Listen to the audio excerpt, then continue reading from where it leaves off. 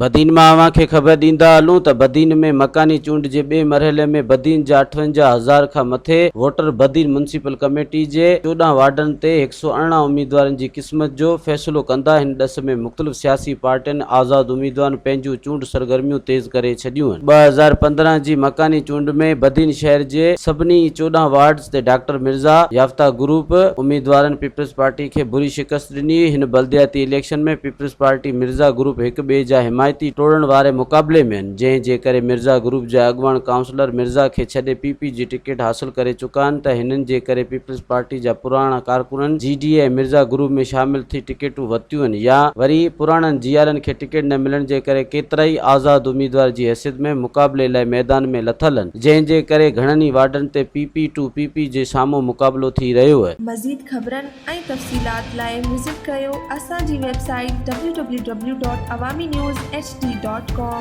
ऐं ॾिसंदा रहो अवामी न्यूज़ HD।